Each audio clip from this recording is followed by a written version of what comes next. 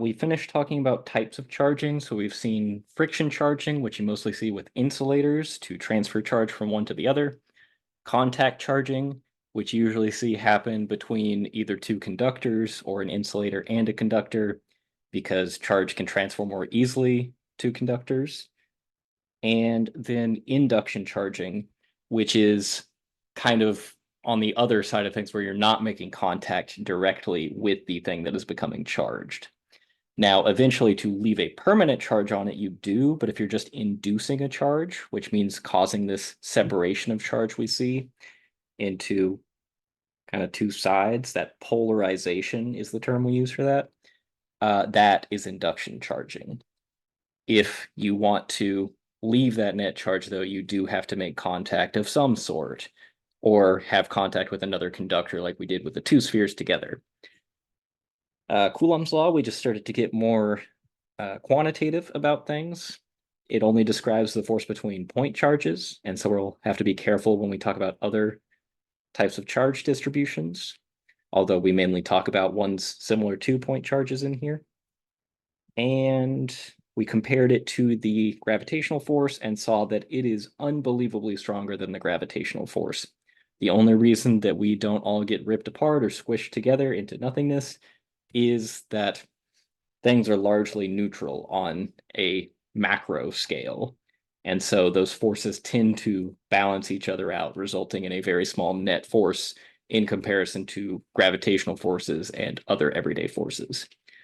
That being said, friction and tension and normal force, things from physics 1, are actually manifestations of what we'll get to later, a more general thing called an electromagnetic force between the atomic structures of the two interacting things.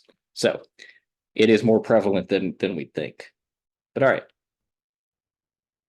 We looked at an example of finding the net force on a single charge due to other charges.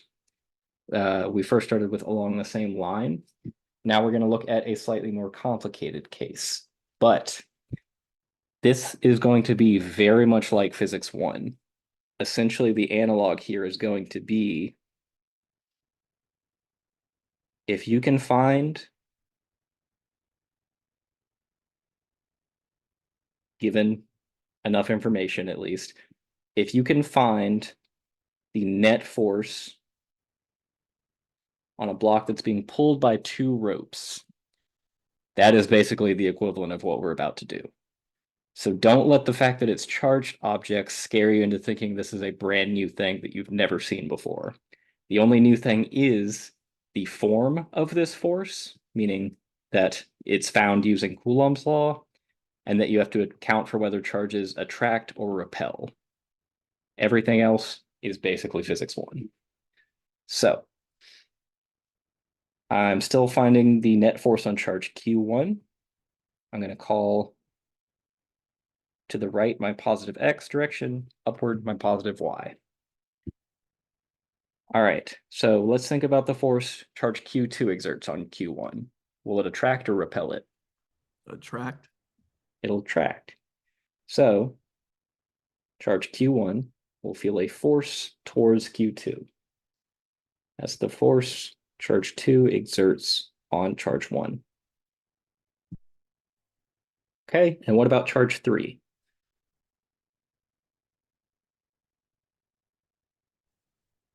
Attract. Yep. And so it'll be pointing this way. And so we can guess at least at the direction of this net force already, if we remember our parallelogram way of adding vectors, or you could do tail to head, tip to tail, whatever you called it in physics 1. Many ways to add a vector. But if I look at it as draw the other two sides of the parallelogram, and then draw the diagonal, I'm expecting a net force roughly in that direction, sigma F or F net, because I said I'm going to forget which one I'm using probably at some point. Okay, so let's see if that's what we get. How do we add two forces that are not along the same line like they were in the last example? Probably like SOHCAHTOA. Yeah, so some trig gets involved in this. And that's kind of the general form of vector addition. You add using components of your vectors, meaning how much of each points along the x-axis and how much each points along the y-axis. So if I look at the force charge 2 exerts on charge 1, I see that about that much of it points to the right, and this much of it points upward. Those are my two components. So this is F2 on 1 x. This one is F2 on 1 y. And we can see that the angle between that vector and the x-axis is 73 degrees. Okay, so I'll copy that out to over on the right. All right, so this is one of the right triangles I'm going to need. We know that just like with this last case, we're going to have to use Coulomb's law at some point. So let's go ahead and do that. And this one, this horizontal vector was F3 on 1. So we need to find the sizes of those two individual forces in order to be able to add them to find the net force. So F2 on 1, it's K magnitude of Q1 and Q2 over R12 squared. Can someone calculate that for me? So I'm just writing in the values. You can keep calculating.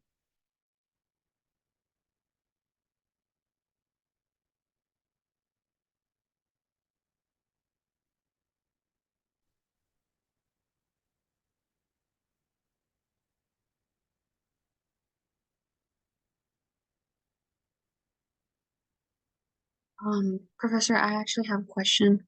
Yeah. Okay, why do we put the F2 on 1 again? So that is the force that charge 2 exerts on charge 1. And it's going to attract charge 1. So it's going to point away from charge 1 towards charge 2. Oh, because they're both opposite signs? Yes, yep. And so unlike charges attract. Okay. I Thank you. got 9.58. Okay. 93. Yeah. Something like 9.6. Okay, so that's the size of this force, the magnitude of it. We haven't accounted for direction in any way yet. And F3 on 1 through a similar calculation, which I won't make you do,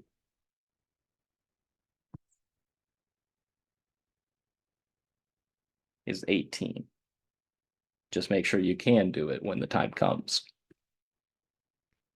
So we could do our table here. If this is not the way you're used to doing finding the net force on something, that's fine. You can just you do whatever way you're familiar with. Okay, so this is just one way that I use sometimes to organize these things, even though it leaves very little space, but I never leave much space because I'm bad at space management. So we've got force 2 on 1 and force 3 on 1. We're going to do vector addition to find my net force, sigma F or F net. So let's start with the easy one, F3 on 1. Tell me about its X component and its Y component. The X is positive, and so is the Y. So Row. yeah. So I mean, you could call 0 positive. It's equally positive and negative, I guess. But yeah, so the vector points to the right, so that's positive in the X direction and does not point up or down. So that's 0 Y component. So that means that all of our force is pointing along the X direction. So the whole length of the vector, the entire magnitude of it, is the X component. All right, now the Y, or sorry, F2 on 1. Tell me about the signs of its components. Is it positive for both? Yep, it points to the right and upward. We know it's going to involve F2 on 1, the magnitude of the entire force. but we're basically figuring out now what fraction of that force is along the x-axis versus the y-axis.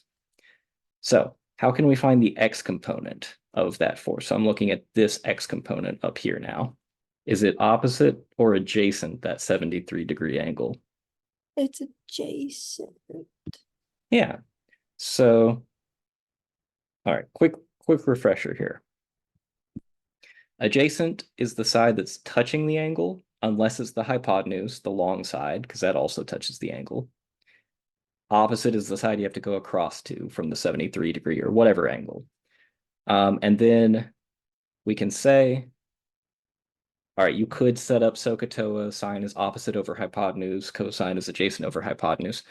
We're just going to jump to the shortcut now, which is that if you have to go across from the angle, you're going to use sine, meaning if you're looking at the opposite side. So if you go over here, you use sine. If you are on the side touching the angle, that is not the hypotenuse. So if you're on the adjacent side for your component, that's cosine. So my x component is cosine, and my y component is sine. That's not always true. So that the x component is cosine, y is sine. You just got to make sure that if the side is opposite whatever angle you're using, you use sine. If the side is adjacent to whatever angle you're using, it is cosine. 73.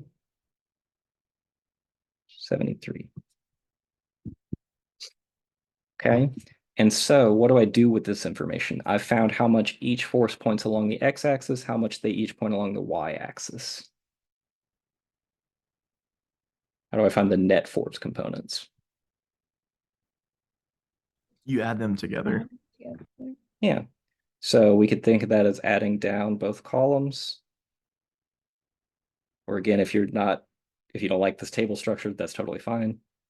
But you do add them together.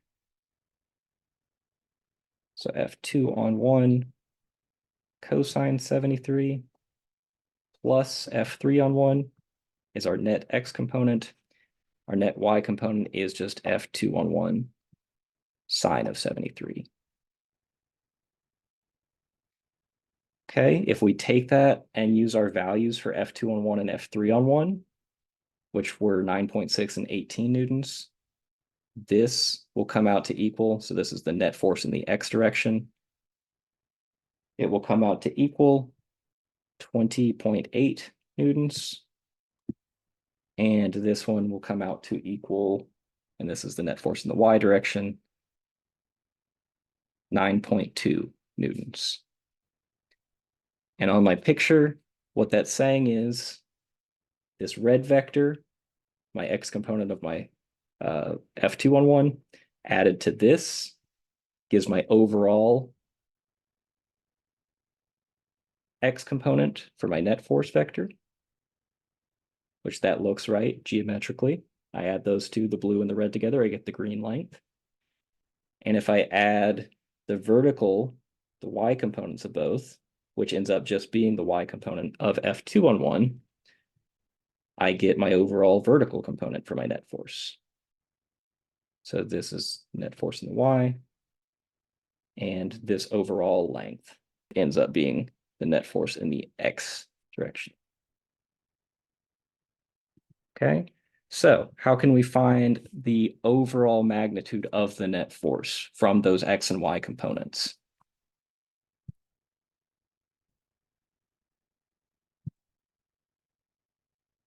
Pythagorean theorem. Because you can see with those green vectors, I've drawn a right triangle.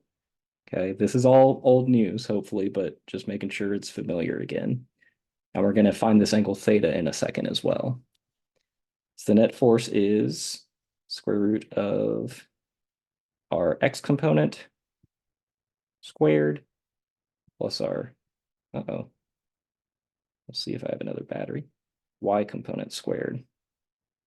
And if we put that together, so square root of 20.8 newtons squared plus 9.2 newtons squared, we will get the overall net force magnitude of 23 newtons. So that is overall how hard charge 1 is being pulled where it's sitting right now. We also want to find the direction it's being pulled in. So find that angle theta for me while I go hunt down another battery for my pin. Okay, what are we getting for that angle? I got 23.9. Yeah, sounds good to me. So how we get it is we know that the net force in the y direction is our opposite side, and the x is our adjacent side.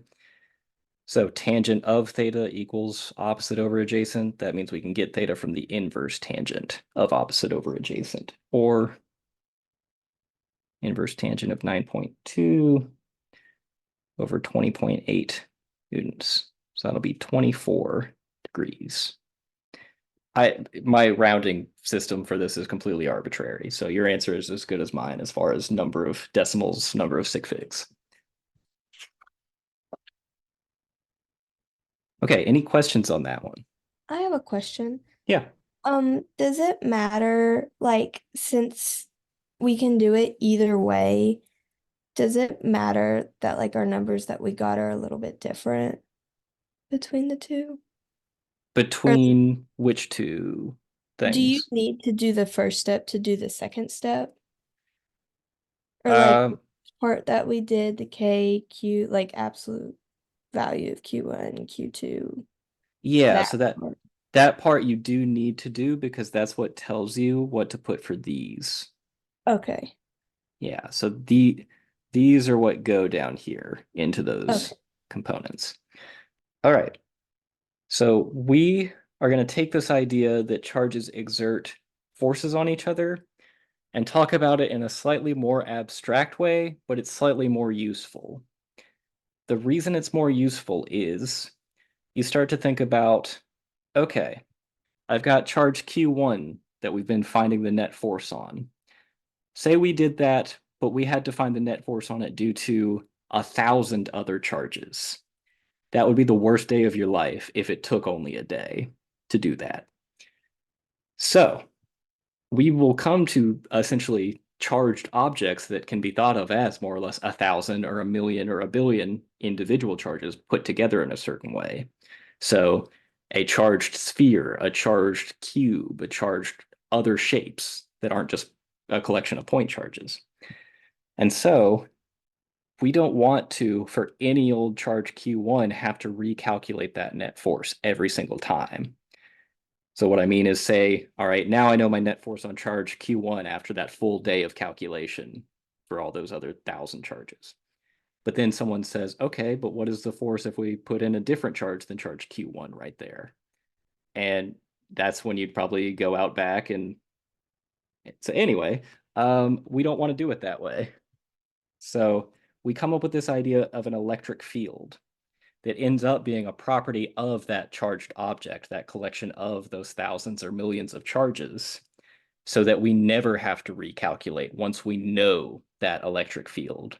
All we have to recalculate is how your charge Q1 interacts with that field. Okay, so that's the kind of practical answer for why we come up with this idea. But the physical reason is it starts with the question, okay, sure, charges exert forces on each other, but every other force we've ever looked at, more or less, almost all of them, friction, tension, normal force, something pushing something else, they all involve contact between the objects. Charges can exert forces on each other over a long distance through completely empty space. So how does that happen without any contact between the charges? We come up with the idea that there is something between them where there is, in a sense, contact, and that thing surrounding the charges is their electric fields. Okay, so this is my non-technical definition. It's an aura. I hate that word to use here, but to give you the sense of it's something that a charge possesses surrounding every charged object.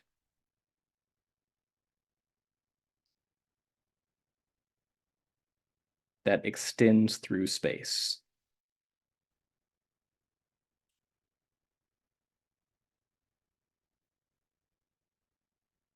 So if I have a charge, we're saying there's something around it, something it creates. So that if I put another charge somewhere out here, that other charge interacts with the first charge's field. And it's going to look something like, we'll draw some vectors to talk about it in a minute. But it's these arrows surrounding the charge. And charge Q2 is really interacting with that field. We talk about a similar thing for gravity. So how does the Earth pull on the moon if the moon's all the way out here? We say the Earth has a gravitational field surrounding it that's pulling inward from all directions, whether there's something to be pulled or not. The moon just happens to be something that's being pulled. Okay. So this is a gravitational field. This is going to be what we call an electric field.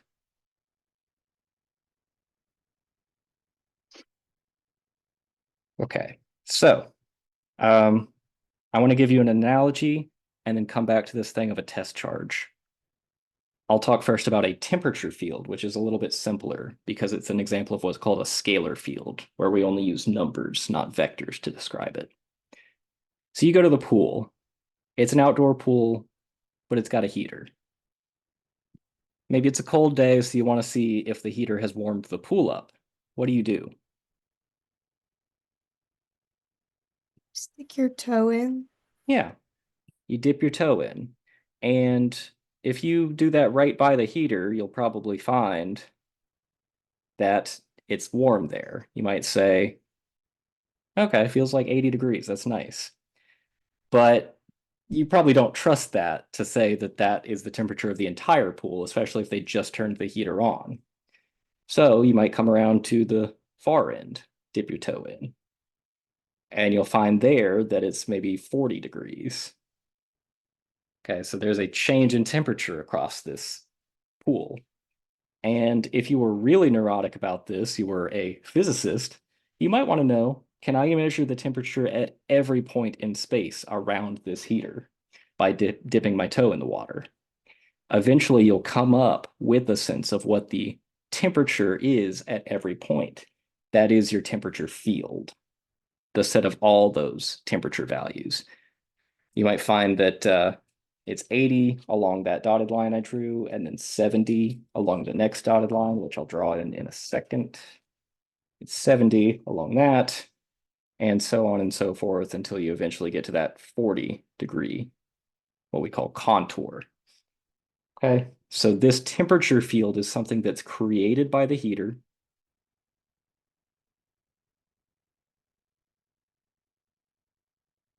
And experienced by other objects, like your body. So we'll just say experienced by your body. But how we measured it, how we came up with these numbers for the temperature, is with your toe. So it's measured by your toe. Okay. Electric fields, it's a similar idea, but your toe gets replaced with a tiny little charge that we use to probe the electric field around our big charge in the center. Okay, so this is like our heater. A tiny charge that we put somewhere near it is our toe that we're using to test the waters. So that's what a test charge is. A tiny positive charge. Positive is just a convention. It just makes things a little bit easier. Used to measure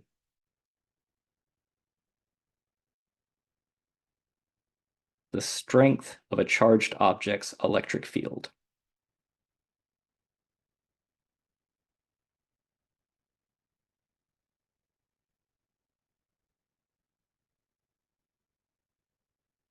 Which is, again, that thing, whatever it is, that the big charge is creating around it for the little charge to interact with. So this is our test charge. And so in the same way, we place it in different points around the charge we're interested in to gauge the strength of the field there. How we do that is see how large the force our little test charge feels is. So if it's a positive test charge, it's going to be repelled by that big charge in the center. So it'll be away. If I move it a little bit closer, I will find that it's still pointing away from the big charge, but it's going to be larger because I'm closer to the big charge. I feel a stronger force there. If I get real close, I get a very large force.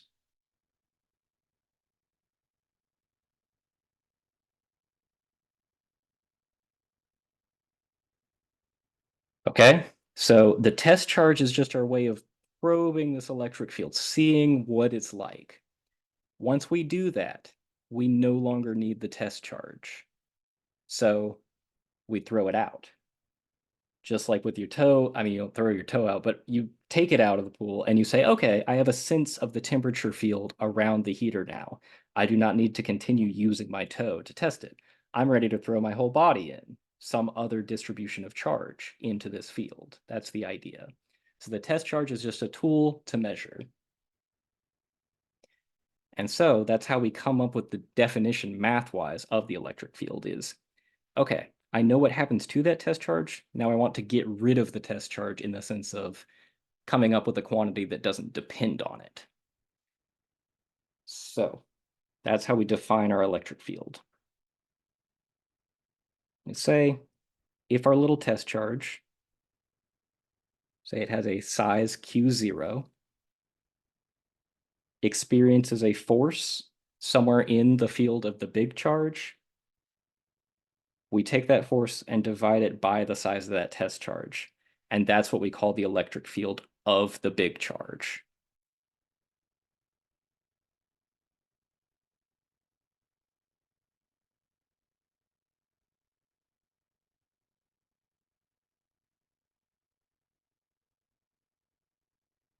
So the things on the right are properties kind of the tiny charge and its interaction with the big one.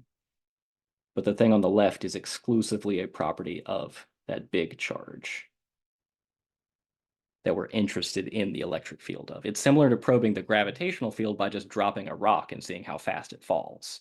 That really tells you something about Earth itself. This diagram is just saying the same thing. It's saying I take my little test charge, I see that it's feeling a force in a certain direction. And so I take that force value, I divide it by the size of that test charge, and that gives me my electric field at that point. And you see I've thrown out the test charge in this second picture. Now I'm just talking about what is the field at the point, because it is a property only of this charged object, not the test charge I used to measure it.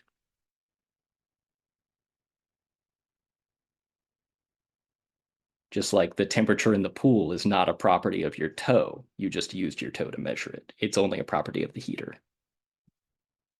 All right, we have a test charge that we want to use to measure an electric field in this region we're seeing right here. All right, it feels a force of that size in the direction shown in the picture. We want to know what the electric field is at that point. So again, keep in mind, this is not a property of the test charge. It's a property of all the other charges.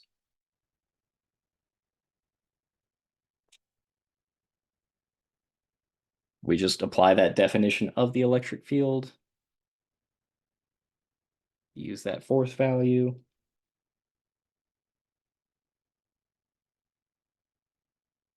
We get an electric field of 2. Oh, I never said the units, did I? It's a force over a charge, so Newton per Coulomb is the unit of electric field.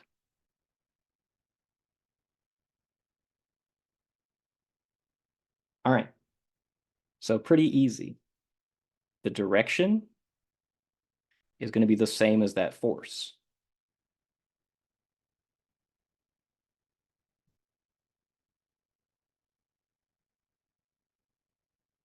Okay, so the direction is going to be out this way. Now, if I used a negative charge, as my test charge, what would change?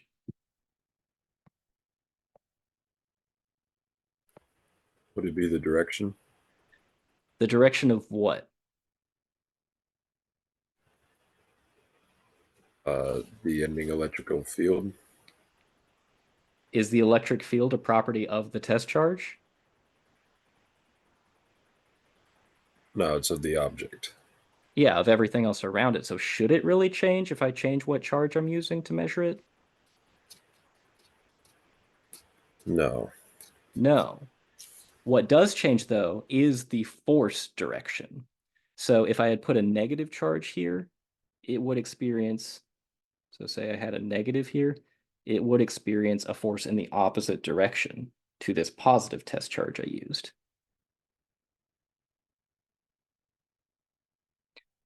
But the direction of the field would not change because it should not depend on that.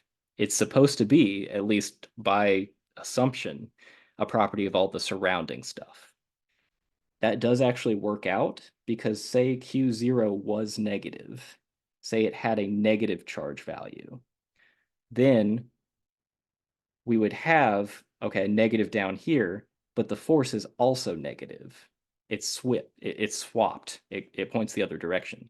So you have a negative over a negative. Those would cancel out, and you're still left with just 2 newtons per coulomb, meaning you don't swap the direction of the electric field. Okay, so that's a subtle thing, but that's why we use a positive test charge in the first place. So we don't worry about that flip-flopping of stuff. So now, here's that thing I was saying about I don't want to recalculate the force on this charge from these 1,000 other charges all over again. Here's how you can get away with not doing that.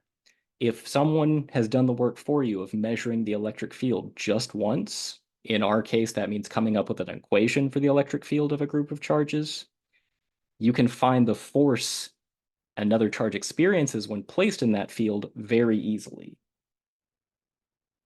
It is just more or less rearranging this equation to say the force on our new charge, which I'll use a new label for, it's not the test charge I used in the first place. I threw that out. Now I'm interested in the force on a new charge.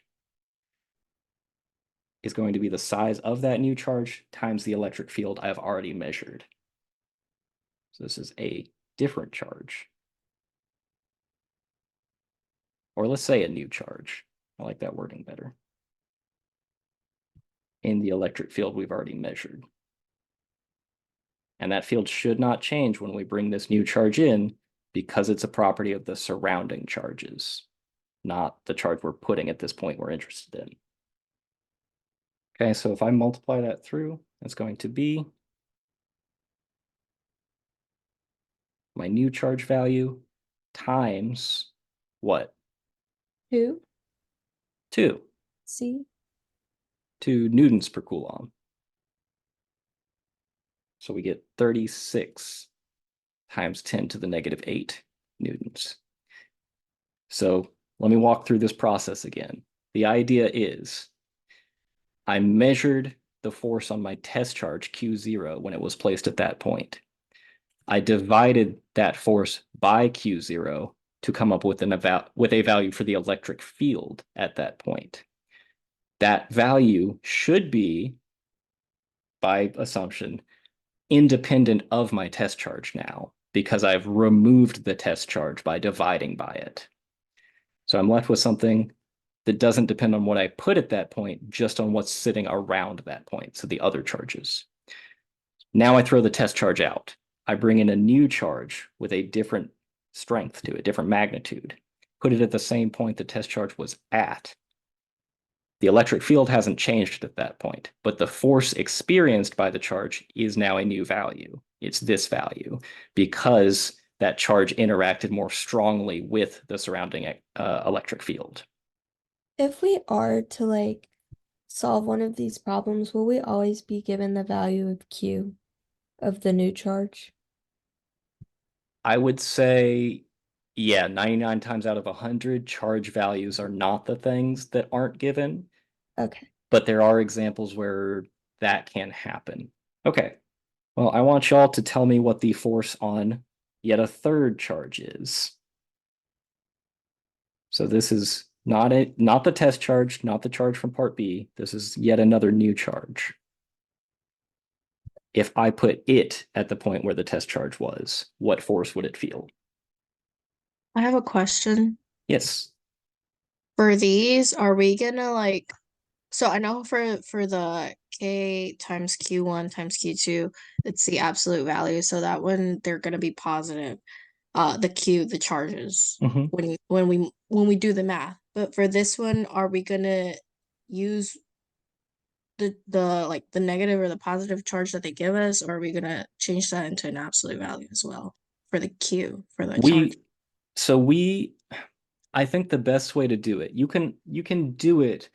Actually, you can do all of this without ever using absolute values and bake the direction into the formulas, but we will tend to go with find the direction of things first and then apply the formula with the absolute value stuff added so that you don't double count. So Okay, I think I get it. So like we wouldn't put the minus in part C.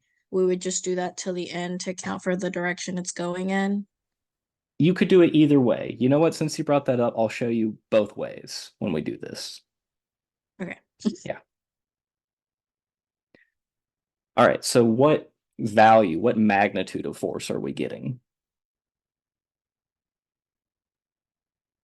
I got negative 4.8 times 10 to the negative 7. Okay. So just so I have a way to compare that, I'm going to use 10 to the negative 8, but same thing. I'm just moving a decimal. So negative 48 times 10 to the negative 8 newtons. And you got that from multiplying the charge by the electric field. So negative 24 times 10 to the negative 8 coulombs and 2 newtons per coulomb. So this would be if I didn't use absolute values. This is what comes out. By not using absolute values, I'm saying, hey, you can trust that the direction of stuff is baked into my equation I gave you. So what is this negative telling me? It's going to the left. Yeah, it's opposite the direction of the force on the positive charge, which I really should have drawn that as well, because that little f that's already in the picture is the force on the test charge. The force on the positive charge is a little bit larger. I'll just say charge B, the one from part B. But then for part C, the force should point in the opposite direction.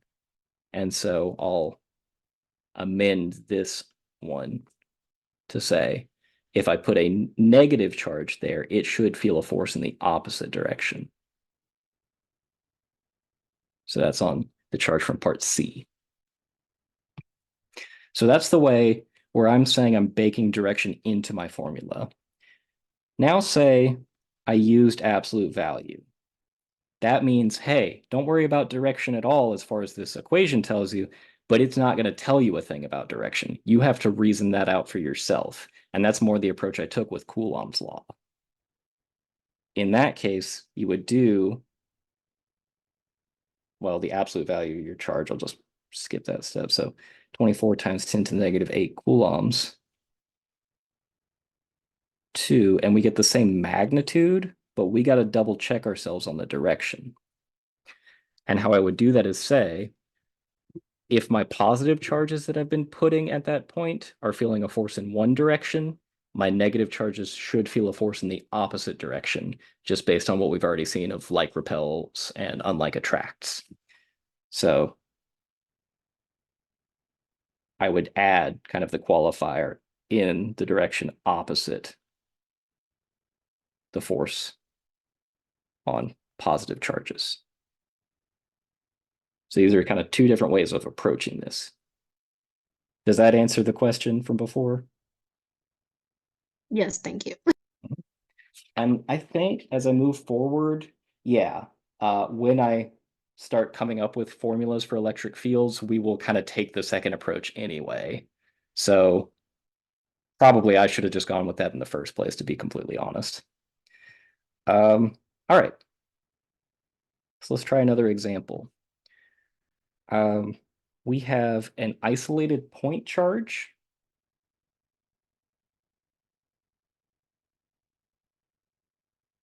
With a positive sign to it. And we have a test charge sitting 0.2 meters to the right of it. So I'll do test charge in a different color. This is our little test charge Q0.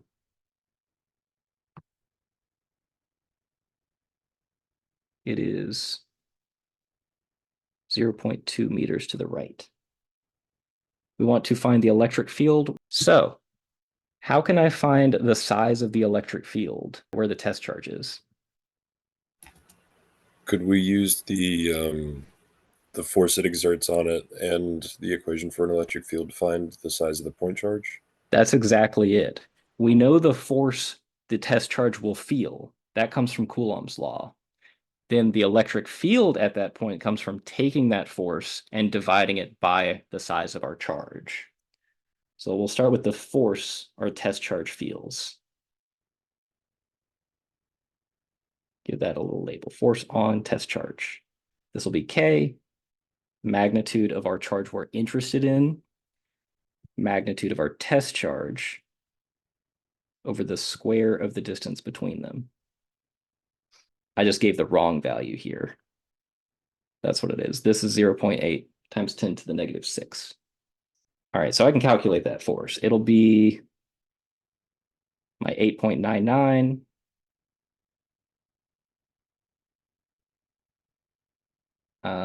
the first charge, the one I'm interested in, which is 15. And then my test charge, which is 0.8 microcoulombs. And they are 0.2 meters apart. So it feels a force of 2.7 newtons. Which direction is that force?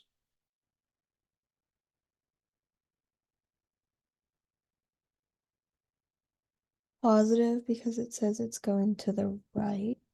Yeah. So that force would be off this way. That's my force on my test charge. All right. So now I want to find the strength of my electric field. And remember that, I'll again be extra specific, is only a property of charge Q, not the test charge. I'm just using the test charge to measure it. So what would that be? Wouldn't it be the force you just calculated over the test charge value? Yep. And this is my process of, all right, throw out the test charge by dividing by it. To get something that does not depend on it, it only depends on everything else around the test charge. So in this case, charge Q. That would be 3.4 times 10 to the 6th newtons per coulomb. You can actually read that as saying, for each coulomb of charge that I put at that point where the test charge is sitting, there will be a force on it of 3.4 times 10 to the 6 newtons. So if I put 2 coulombs of charge there, it'll feel a force of 6.8 times 10 to the 6 newtons. If I put a half of a coulomb there, it'll be 1.7 times 10 to the 6 newtons of force that it'll feel. So electric field is kind of a density of force, if you want to think about it that way. We saw that the sign of this thing didn't flip. It's not in the opposite direction of the force. So that means that if we replace that test charge with, so I've still got my positive charge here. If I just think about this as being a point now, I've thrown out my test charge. Now I'm just saying at this point, there is a certain electric field because I already measured it with the test charge. It also is directed to the right. Okay. So the first picture is an interaction between two charges happening. The second picture is just the property of the one charge, the positive Q charge. And part B, what would happen if I swapped out not the test charge, but charge Q for a negative charge? What changes? The direction of the force? Yeah, so for one, the test charge will feel a force to the left. What about the field? The field would stay the same, wouldn't it? Well, in this case, I really did swap out the thing that's creating that field for something else. Okay. So in this case, the positive test charge is going to feel a force towards my charge in the second option where I've swapped it for a negative charge. And so that's also the direction we say the electric field is pointing. Okay, so for negative charges, the field points towards them. For positive charges, the field points away from them is what we're coming up with here. So it's going to be equally strong because it's the same size charge I've put in place of the original. Equal magnitude, but it's going to point in the opposite direction. All right, went a little bit over time. That's a good place to stop. And we'll continue looking more at point charges specifically next time.